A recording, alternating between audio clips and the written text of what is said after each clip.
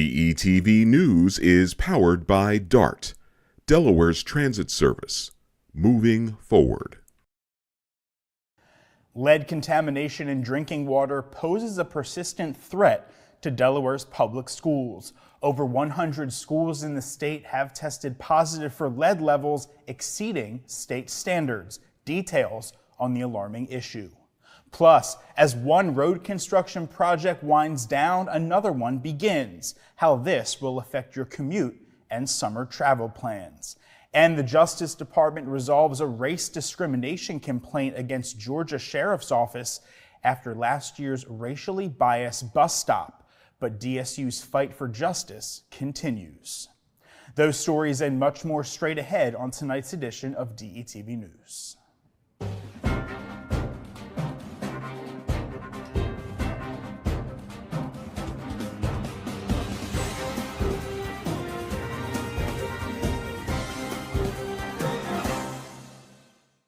Hello and welcome to DETV News. I'm Matt Ford. Thanks so much for joining us tonight. Lead levels in drinking water remain a significant concern for public schools here in the First State.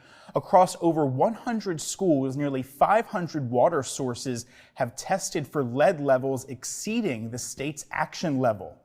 Delaware's tolerance of 7.5 parts per billion is stricter than 15 parts per billion level set by the United States Environmental Protection Agency, although both of them aim for zero tolerance.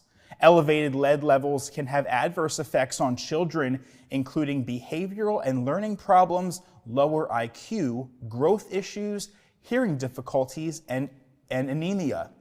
In response to initial tests in the year 2020 showing 47 schools exceeding acceptable levels, a recent bill passed here in Delaware that requires a school lead testing program to commence before the 1st of 2024.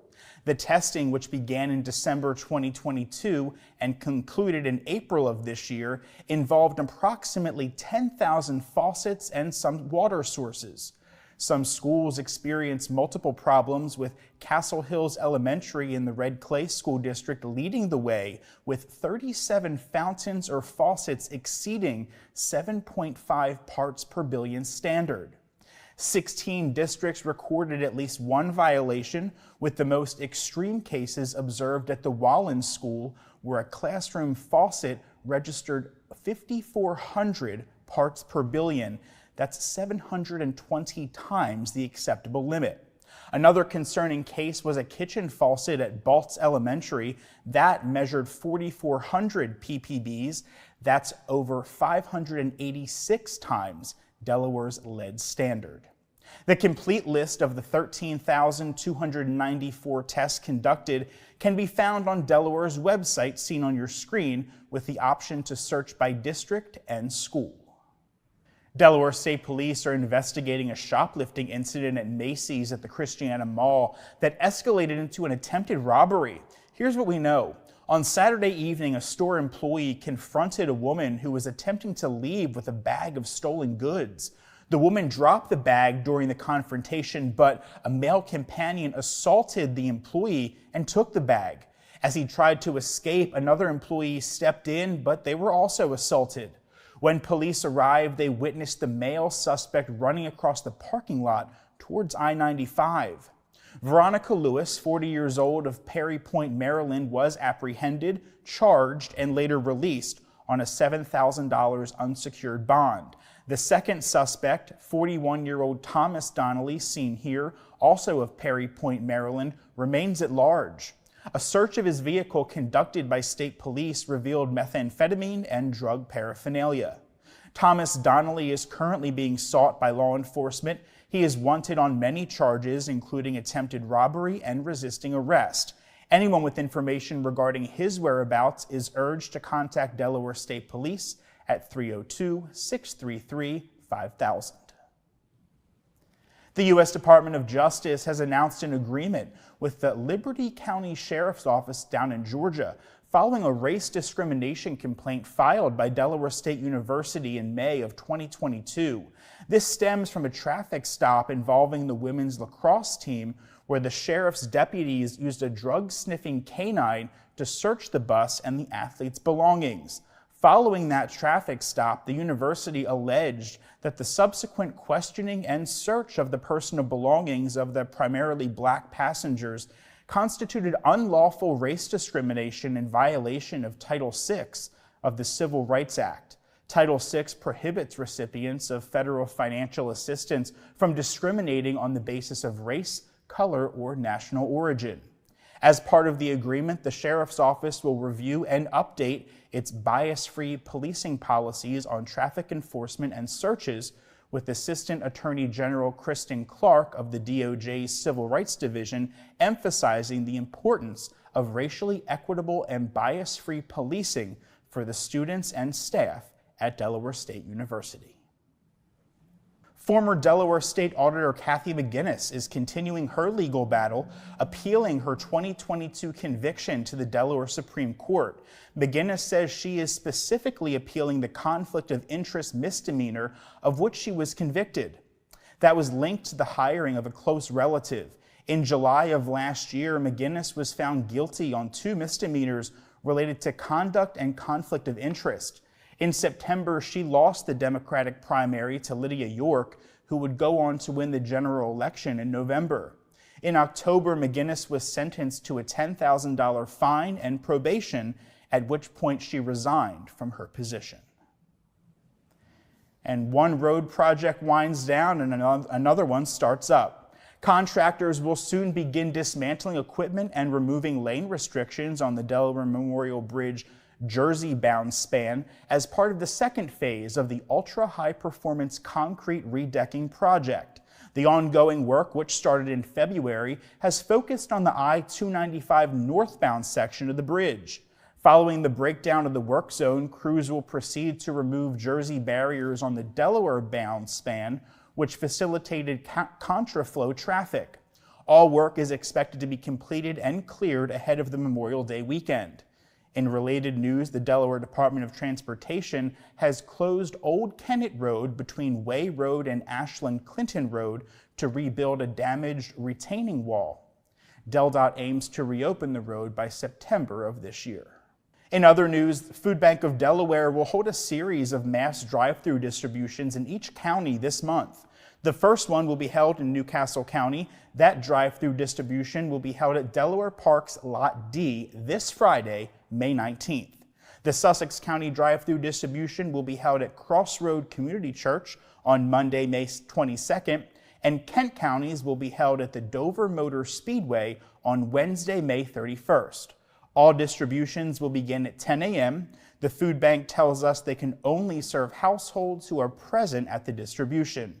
You must bring proof that you live in the state of Delaware, and this could simply be a piece of mail. You are also asked to bring your ticket either printed out or digitally shown on your phone. You're also asked to please wear a face mask when the volunteer approaches your vehicle for check-in. Attendees are encouraged to pre-register. Gay and bisexual men in monogamous relationships can now donate blood in the United States without abstaining from sex. That, according to the new federal health guidelines. The Food and Drug Administration finalized the guidelines last week, easing long-standing restrictions aimed at protecting the blood supply from HIV. The updated rules eliminate the previous requirement for men who have sex with men to abstain from sexual activity for 3 months before donating blood. Instead, all potential donors, regardless of sexual orientation, sex, or gender, will undergo a new questionnaire assessing their individual HIV risks based on sexual behavior and recent partners. The change is part of the FDA's efforts to expand donor eligibility and potentially increase blood donations. However, individuals who have tested positive for HIV or are taking pre-exposure prophylaxis or PrEP medications to prevent HIV transmission through sexual contact will remain ineligible to donate blood. The Food and Drug Administration acknowledged that PrEP may delay the detection of the virus in screening tests. The FDA establishes requirements and procedures for U.S. blood banks, including screening potential donors for risk factors such as sexual history, injectable drug use, and recent tattoos or piercings. Donated blood undergoes testing for HIV, hepatitis C, syphilis, and other infectious diseases.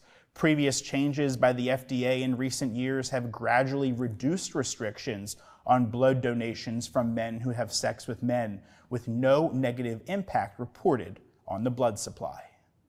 In Kent County, nonprofit organizations dedicated to assisting the less fortunate are encouraged to seek financial aid through grants provided by the Benjamin F. Potter Trust, administered by the Delaware Community Foundation.